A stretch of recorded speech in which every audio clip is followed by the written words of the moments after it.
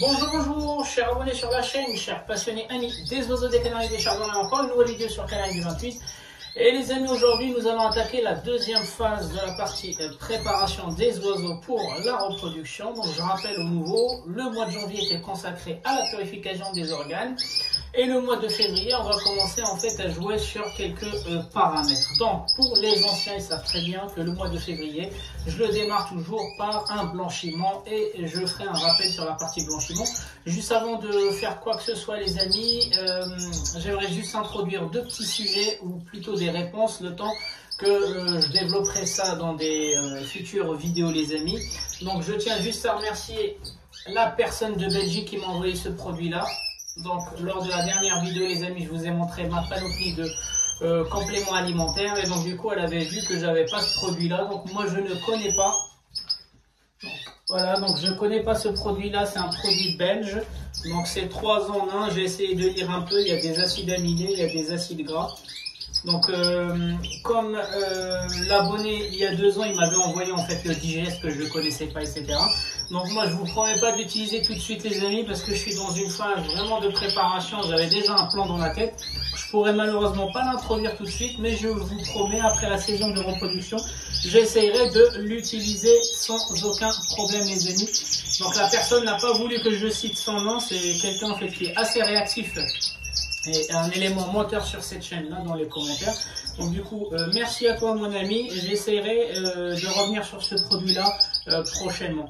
D'accord, donc ça c'était le premier produit. Deuxième chose les amis, j'aimerais répondre en fait à une catégorie d'abonnés aux abonnés. Encore une fois en fait vous n'êtes pas obligé d'être abonné pour poser des questions. Moi dès que j'ai une question j'essaie de faire le maximum pour y répondre. Ceux qui disent en fait on donne au lieu de donner un demi citron ou une demi orange à leurs oiseaux, donc chose que moi j'arrive à faire depuis leur jeune âge, je leur donne en fait l'alpiste, le C15, la périlla blanche, un oignon, un demi oignon, un demi citron, un demi orange. Le problème du citron et de l'orange en fait c'est qu'il faut leur donner un bain derrière pour enlever en fait tout le jus parce que ça a tendance à faire coller les plumes, mais rien de méchant. Ou bien aussi il faudra nettoyer les cages les amis parce qu'ils vont en mettre partout.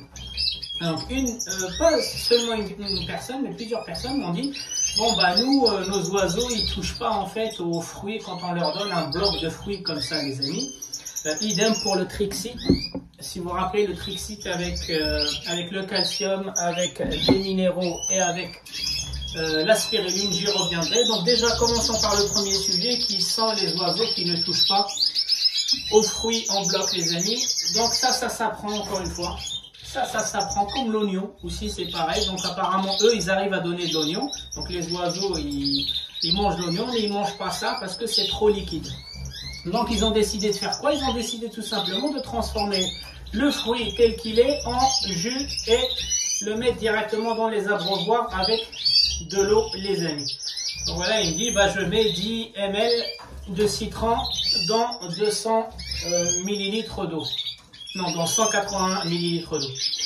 Bon les amis, ça c'est une erreur. Ce que vous voyez ici, entre choisir la facilité et ça c'est une grande erreur les amis. Il faudra éviter ce genre de truc, même pour les humains. Même pour nous, je tiens à m'excuser. Je tiens à m'excuser pour le bruit. Donc ce que je disais, je reviens sur le jus de citron ou le jus d'orange. La différence entre les deux, c'est que tous les deux en fait contiennent de la vitamine C, tous les deux contiennent de l'alcalin, tous les deux contiennent en fait de l'eau. Par contre, dans celui-ci, on a les fibres qu'on n'a pas là-dessus. Et donc c'est surtout dangereux pour les oranges. Les gens qui vont transformer la demi-orange en jus et qui viennent la mettre dans l'abreuvoir ici, les amis, vous ne faites qu'aggraver la situation de la mégabactérie en montant le pH. Pourquoi? Parce que c'est du sucre que vous avez dans le jus d'orange les amis et vous êtes en train de les priver des fibres. Qu'est-ce qui fait la différence entre le demi-citron, la demi-orange, le demi-fruit en général et son jus? C'est que là-dedans il y a les fibres. C'est ce qui permet en fait au liquide de rester là-dedans, qui tombe pas en fait avec la force de gravité en fait. C'est qu'il y a des fibres qu'on voit ici. Voilà, donc ça c'est bon. Et les fibres c'est quoi? Encore une fois, pour la flore intestinale, les fibres, c'est la nourriture préférée des grammes positifs. Donc quand vous séparez le jus, vous leur donnez à vos oiseaux des produits. Vous donnez à vos oiseaux des produits qui sont trop sucrés. Donc certes, c'est de l'énergie, c'est de la vitamine C, mais par contre, vous êtes en train de faire monter le pH d'un côté et de l'autre côté, vous êtes en train de les priver de tout ce qui est fibres et c'est pas du tout l'objectif des vidéos que je vous ai fait. Un demi-citron comme l'oignon, c'est pas d'aller chercher l'huile ou l'extraction du jus, c'est de leur donner le fruit tel qu'il est ou le légume tel qu'il est et qu'ils puissent aussi profiter des fibres, les amis. Donc ça, c'est un premier sujet. Deuxième sujet, dans la même lancée, vous vous rappelez quand j'avais mis en début de la période de mue les blocs de Trexi. Donc voici à quoi ça correspond. Donc le bloc, il était comme ça, les amis. Hein. Voilà. Donc ça, c'est de l'entretien, un deuxième. Voilà, donc septembre, octobre, novembre, décembre, 4 mois les amis. Voilà, en 4 mois, regardez, il y en avait 7 par cage. Voilà, donc il y en a qui se sont amusés avec, d'autres, ils en avaient vraiment besoin de minéraux, de spiruline et de calcium les amis. Donc vous avez vu, avec le temps, ils vont finir par y toucher les amis. Un dernier sujet avant d'attaquer la vidéo, les gens qui n'arrivent toujours pas à comparer ou à distinguer le lutino du satiné ou l'Isabelle satinée les amis. Donc je rappelle, le lutino, je vous mets une photo ici, c'est l'agate satinée. Et l'Isabelle satinée en fait, ou le satiné, ce qu'on appelle en langage populaire le satiné, je vous mets une photo ici, c'est l'Isabelle ou le brun satiné les amis. Donc vous avez 2 photos des jeunes de la dernière saison chez moi, ils sont nés chez moi. Donc vous voyez, en fait, ils sont tous les 2 têtes blanches, donc vous oubliez la calotte. Vous avez vu les rémiges du lutino, elles sont gris clair, et le satiné, c'est du marron clair. Voilà, après vous pouvez aller voir sous les plumes et vous allez voir en fait le même phénomène, le gris clair et le beige clair ou le caramel clair les amis. Maintenant nous allons attaquer la vidéo de la finition, donc un rappel pour les anciens les amis. Donc les amis, le mois de février c'est la finition des derniers paramètres, donc moi je commence le mois de février comme étant un mois avant la reproduction par un blanchiment du grand classique les amis. Donc le produit c'est Medox. Vous avez plusieurs autres produits en fait, des autres marques qui font le même travail. Alors Medox, contrairement à ce que le nom peut nous faire penser les amis, c'est pas quelque chose de chimique, c'est pas un médicament, c'est plutôt des huiles essentielles comme je l'ai expliqué. C'est surtout ce qu'on appelle des acides aminés essentiels, type la lysine, qui sont en fait les protéines végétales comme je vous l'ai expliqué, transformées après la digestion en acides aminés essentiels, la lysine, la méthionine et quelques acides gras les amis. Et en parlant d'acides, il y a certaines personnes qui ne savent toujours pas distinguer en fait les acides organiques des acides aminés. Comme je vous ai expliqué, les acides aminés en fait ce sont la base des protéines ou ce sont en fait le résultat de la digestion des protéines. Dans les deux sens, comme des Lego, vous avez une grosse pièce, un gros jouet en Lego, vous le décomposez, chaque morceau c'est un acide aminé, ou l'inverse. Vous voulez construire un jouet, et ben vous avez des Lego, donc les acides aminés vont vous fabriquer ce qu'on appelle les protéines. Les acides organiques, comme tout ce qui est antioxydant, tout ce qui est additif qu'on trouve dans les aliments. Le mot organique veut dire juste synthétiser, en fait, ça veut dire que c'est quelque chose qu'on ne trouve pas dans la nature. Donc, si je peux vous donner un exemple, vous avez une voiture. Donc, le carburant que vous mettez dans la voiture, ce sont les acides aminés, parce qu'il y a en fait quelque chose qu'on va récupérer, c'est avancer avec notre voiture. Et vous avez tout ce qui est entretien de la voiture, ce sont les acides organiques, tels que l'acide critique, l'acide propionique, qu'on a déjà vu dans le digeste les amis. Donc je reviens sur le cas du Medox. Donc c'est pas quelque chose qui va éliminer tous les problèmes de vos oiseaux. Donc déjà le Medox s'utilise uniquement sur des oiseaux qui sont en bonne santé. Donc d'où le premier axe de la finition, c'est la sélection. On sélectionne que les oiseaux qui sont en bonne santé, qui ne sont pas malades ou qui ne sortent pas d'un traitement. L'utilisation de Medox ne va que affiner vos paramètres et vos conditions de préparation les amis. il va faire quoi? Il va développer la résistance de l'oiseau et il va supprimer tout ce qui est micro-organismes faibles. Ça peut être des grains positifs, des grains négatifs, des bactéries, des levures bénéfiques pour le corps. Donc tout ce qui est micro-organismes faibles, il va l'éliminer via le système de défense de l'oiseau. Donc lui, il va favoriser et booster le système immunitaire. Et le système immunitaire, il va venir déverminer le système respiratoire et le système digestif pour éliminer tout ce qui est faible et libérer de la place. Donc encore une fois, comme je vous ai expliqué, la flore intestinale, c'est un conflit. Il faut occuper un maximum de place dans les intestins. Donc le système immunitaire, son rôle aussi, c'est de favoriser le développement de ce qu'on appelle les graines bénéfiques ou les bactéries bénéfiques, donc en allant cibler ou tuer tout ce qui est faible, mal formé, etc., qui occupe inutilement de la place dans les intestins. Donc ça, c'est le rôle du médoc, les amis. Et je tiens à remercier le service après-vente de RED. Donc voilà, de temps en temps, quand j'ai des questions, ils m'orientent vers leur système, vers leur service après-vente. Et donc voilà, donc j'ai découvert tous ces détails-là via le service après-vente qui lui-même, en fait, il a posé des questions en interne chez RED. Donc voilà, donc le médoc, c'est pas un produit miracle. Donc si toute l'année vous avez piloté votre élevage n'importe comment, ça sert à rien d'utiliser une médoc. N'attendez pas des résultats. Je pense que c'est la dernière vidéo que je ferai dans la salle. N'attendez pas des résultats miracles si vous n'avez pas déjà bien piloté votre élevage, les amis, pendant toute la période de repos, récupération et la période hivernale. On n'en dit pas plus. Les gens qui pensent que le Medox remplace le Biocox, c'est faux. Biocox, c'est contre les parasites. Le Medox, il booste le système immunitaire pour éliminer tout ce qui est bactéries fragiles, tout ce qui est levures fragiles, tout ce qui est parasites fragiles et qui occupe bêtement la place des intestins, les amis. Dans la même lancée, les amis, je vais vous présenter un produit, le trio mixte, les amis. Donc le trio mixte, c'est le même produit que le Medox. Ce sont les mêmes, c'est la même formule, les amis. Donc j'ai comparé l'année dernière les deux, donc j'ai pas eu le temps de vous en parler dans les vidéos. J'ai comparé les deux compositions, sont exactement les mêmes, sauf que le Medox, c'est commercialement parlant, c'est pour la période de blanchiment, un mois avant la reproduction.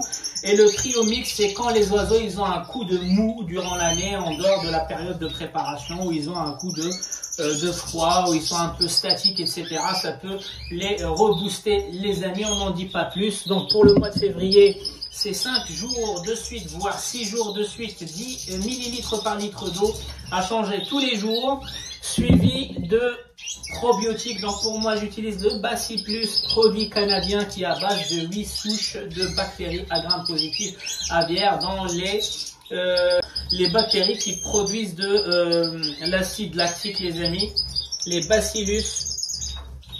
Voilà. D'accord?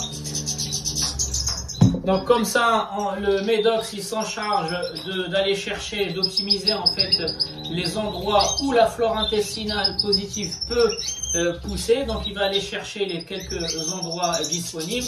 Et le Bacillus, il va en fait faire pousser et prioriser en fait le développement des grains positifs pour que ça puisse occuper un maximum d'espace dans les intestins, les amis. Donc ensuite, dans cette phase-là du mois de février, on va démarrer aussi un traitement antiparasite. Donc le traitement antiparasite un mois avant la reproduction, une goutte derrière la nuque. Je vous ai déjà fait assez de démonstrations, les amis. Donc soit l'Ivomec, qui est une formule un peu complexe qui va cacher la molécule de l'ivermectine, soit de l'ivermectine diluée dans des huiles essentielles. Directement, ça peut faire l'affaire aussi. Encore une fois, ce traitement sans l'hygiène ne vaut rien. Donc n'attendez pas non plus de ces produits-là un miracle. Si vos techniques de base ne sont pas adéquates, ne sont pas correctes, oubliez les produits. Les produits sont pas là pour résoudre un problème d'éleveur, ils sont là pour finir le travail de l'éleveur. En parlant de traitement maintenant même les chardonnays, ils n'arrêtent pas en fait de chanter. En parlant des traitements antiparasites, les amis,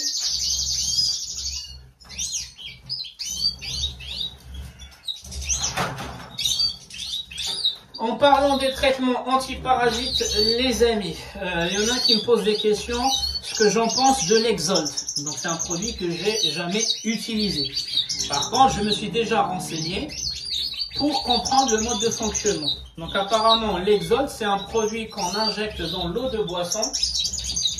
Voilà, qu'on injecte dans l'eau de boisson suivant en fait un traitement, et puis il rajoutera des molécules anti-parasites dans le sang. Ça veut dire quand les poux ou quand les parasites vont sucer le sang, ils seront, en fait, ils vont pas apprécier le goût du sang parce qu'il y a justement ces molécules-là. Les amis, moi je suis neutre. Ceux qui ont utilisé le produit, ça marchait pour eux, pourquoi pas. Mais si je peux donner mon avis, en fait, pour traiter des problèmes parasites externes, pourquoi agir à l'intérieur de l'oiseau? Un simple exemple. Quand je mets le produit dans l'eau, l'oiseau va l'ingérer. Donc le produit, les molécules, ils vont passer par le système digestif.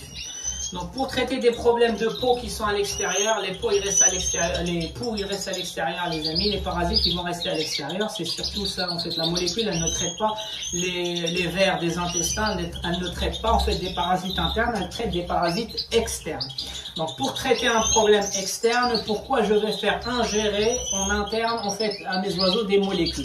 Vous allez me dire oui, la goutte de Livomec quand on la met sur la nuque, tôt ou tard, elle va finir dans le sang. Mais par contre, elle ne va pas directement dans le système intestinal. Elle va dans le sang et elle va se retrouver dans le foie, mais elle sera un peu allégée. Entre là et le foie, il va y avoir en fait une circulation, il va y avoir des traitements, ce qui fait que quand l'Ivomec va passer dans le foie, il sera moins dosé, moins fort. Par contre, l'Exolt, moi je le connais pas, donc je donne en fait un avis un peu logique. Il va passer par les intestins et comme on a vu, le point le plus critique, le point le plus difficile chez les animaux, en fait, c'est le système intestinal. Donc pourquoi? Pour traiter les poux qui se trouvent à l'extérieur de l'oiseau, je vais passer par l'intérieur de l'oiseau et par l'endroit le plus critique des oiseaux qui est le système digestif. Ceci dit, ceux qui l'ont utilisé et que ça a marché pour eux, tant mieux. Moi, j'ai pas assez de recul, mais je vous donne juste mon point de vue perso. Donc voilà, donc moi je traiterai, en tout cas c'est pas aujourd'hui si j'utilise l'Exolt. Tant que l'ivermectine, tant que l'hygiène d'abord, l'ivermectine ou l'Ivomec me donne des résultats, bon, en fait j'ai pas à recourir à cette technique de l'Exolt.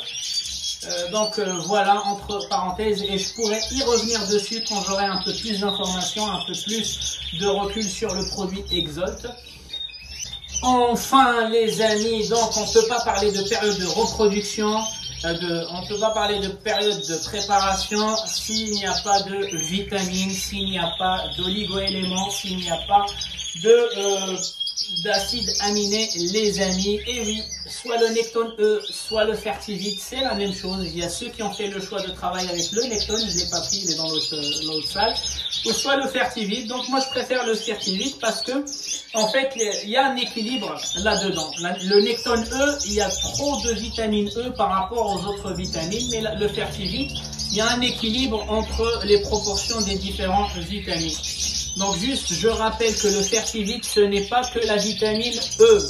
C'est la vitamine A, B, C, D, E. Plus des acides aminés essentiels tels que la méthionine, la lysine, la probiotine et quelques oligo-éléments, les amis. Et donc, si vous prenez le Mutavit ou l'Omnivit que je n'ai pas chez moi, c'est exactement la même formule. Qu'est-ce qui va changer entre le Mutavit, l'Omnivit et le Fertivit? Ce sont les pourcentages de la dose de chaque élément ou composant de la formule. Donc le Fertivit, il y a un peu plus de vitamine E par rapport aux autres vitamines, c'est normal, c'est la reproduction. La vitamine E, elle est déjà antioxydante, elle va favoriser la circulation des hormones, elle va stimuler les glandes du cerveau pour produire ce qui est nécessaire à la reproduction, à savoir la matière fécale, à savoir la fixation du calcium, donc la vitamine D3, etc. Et les autres oligo-éléments qui sont aussi importants. Donc ne réduisez pas le Fertivit et le Nectone à une seule vitamine qui est E. Non, c'est un complexe de 5 vitamines essentielles, c'est-à-dire que le corps produit peu, plus des acides aminés essentiels que le corps produit peu, plus des éléments que le corps produit peu, tout ça pour aller chercher les écarts qui peuvent vous manquer dans votre élevage, les amis. Et ceux qui n'ont pas le Fertivite, vous pouvez aussi bien utiliser le Mutavite que l'Omnivite, parce qu'en fin de compte, c'est la même formule. Encore un truc commercial, comme je vous ai expliqué, entre le Medox et le Trio Mix, c'est la même formule. C'est juste en fait un truc commercial, c'est exactement la même chose, Fertivite, Mutavite, Omnivite, c'est la même formule, c'est juste les pourcentages de chaque composant qui vont changer en fonction du besoin des oiseaux. Les amis, on va parler du programme encore une fois, je suis contre les programmes et malgré ça, je vous ai donné quelques programmes pour ceux qui débutent pour la première fois. Donc, quelque chose qu'il faut surtout pas faire dans votre élevage, c'est quand vous allez voir chez les autres éleveurs quel type de graines ils donnent, quelle proportion d'alpis ils rajoutent, quels sont les compléments alimentaires. Il ne faut surtout pas faire des copier-coller, les amis, parce que vous n'avez pas les mêmes paramètres dans votre salle d'élevage. Il y a des salles qui sont chauffées, il y a des salles qui sont humides, il y a des salles qui fonctionnent avec l'éclairage artificiel, il y a des salles qui ont des batteries plus ou moins grandes, donc tout ça, ça joue dans le besoin de vos oiseaux. Quand les cages sont plus grandes, le régime des graines, il doit être un peu plus complet. Quand les éclairages artificiels ils dépassent la nature, il faut décaler votre période. Ça veut dire vous êtes peut-être dans la troisième phase de la préparation, ça veut dire la mise en couple, la mise en place des nids, la séparation des couples, etc., etc. Donc tout ça, ça joue dans vos préparations. Ne faites pas l'erreur de faire des copier-coller. Un programme chez un éleveur 1 ne va pas fonctionner forcément chez un éleveur 2 et ne fonctionnera surtout pas chez un éleveur débutant. Pourquoi? Parce que le débutant, avant de demander un programme, il faut qu'il comprenne ses oiseaux. Quand vous regardez vos oiseaux, vous devez savoir qu'un oiseau n'est pas content, qu'un oiseau il est malheureux, qu'un oiseau il a faim, qu'un oiseau il a froid, qu'un oiseau il a un coup de froid, etc. etc. Et ça demande du temps, les amis. Donc un programme à appliquer sur des oiseaux qu'on ne connaît pas, on est en train de fonctionner avec des données d'entrée qui sont dynamiques. L'oiseau, on ne le connaît pas. L'oiseau, c'est une inconnue. Et je prends un programme qui fonctionne sur des oiseaux en bonne santé à appliquer sur des oiseaux malades. C'est pour ça que vous vous retrouvez en fait en pleine saison de reproduction avec des oiseaux qui n'arrivent pas à reproduire, avec des oiseaux qui vont perdre leurs plumes, parce que vous n'avez pas compris le besoin de vos oiseaux et vous avez copié et collé directement des programmes qui fonctionnent dans d'autres installations avec d'autres éleveurs. Encore une fois, un programme ne se change pas du jour au lendemain, les amis. Un programme, il faut le ramener, il faut ramener votre élevage sur le nouveau programme petit à petit. Ça prend minimum 2 semaines. Donc voici les erreurs à éviter. Je tiens encore une fois à m'excuser pour le bruit. Je pense que c'est la dernière fois que je ferai une vidéo dans la salle parce que là, les oiseaux ils commencent à s'échauffer. Donc je reviens sur mon programme. Vous avez compris, je démarrais le mois de février avec du Medox, 5 ou 6 jours, suivi des probiotiques, 2 ou 3 jours, suivi d'un traitement antiparasite. Pareil, je peux le faire en parallèle. Et suivi d'une injection de Fertivite une fois par semaine. Le mois de février, je ne mets que une fois par semaine dans la pâtée pour mes mâles et 2 fois par semaine pour mes femelles chardonnay. Donc cette année, j'ai décidé de ne pas injecter de Fertivite au mois de février pour les canaris, mâles et femelles. Pourquoi? Pour éviter le problème du déplumage. Donc vous vous rappelez, l'année dernière, j'ai préparé mes canaris comme mes chardonnays, sauf que les canaris sont moins exigeants. Donc toutes les femelles, elles se sont déplumées avant que les chardonnays soient déjà formés en couple. Donc mes femelles canaris n'avaient plus de queue. Donc maintenant, ce que je vous conseille, c'est de séparer vos femelles canaris déjà pour pas qu'elles puissent faire des dégâts sur elles. Et moi, je prends le risque de ne pas injecter le Fertivite au mois de février à mes canaris, mais à partir du mois de mars, quand j'aurai mis en couple mes chardonnays. Une injection de Fertivite une fois par semaine pour mes mâles chardonnays, 2 fois par semaine pour mes femelles chardonnay pendant tout le mois de février. Donc je peux utiliser 2 types de pâtés différents, donc une pâtée au morbide ou bien une pâtée industrielle avec des œufs ou avec de la biscotte. Je vous ai fait plein de vidéos pour vous donner en fait des idées de pâtés que vous pouvez donner à vos oiseaux. Pour mes canaris, j'ai décidé de ne pas injecter de vitamines fertilites, que ce soit pour les mâles ou les femelles, pour pas en fait qu'elles puissent se déplumer rapidement, qu'elles puissent pondre rapidement. Je vais les laisser naturelles. Et à partir de la formation des couples de chardonneret au mois de mars, je vais commencer à injecter de la vitamine E à mes canaris, mâles comme femelles, les amis. Donc voici, donc j'ai essayé aussi de vous faire une rétro-perspective des années de préparation précédentes, plus les erreurs, plus les questions que les gens me posent en cette période de préparation, les amis. J'espère que vous avez le nécessaire d'informations pour pas rater votre mois de finition. Si vous avez des questions, n'hésitez pas en commentaire. Les amis, c'était Canaris du 28. Je vous souhaite un bon visionnage et je vous dis à la prochaine vidéo.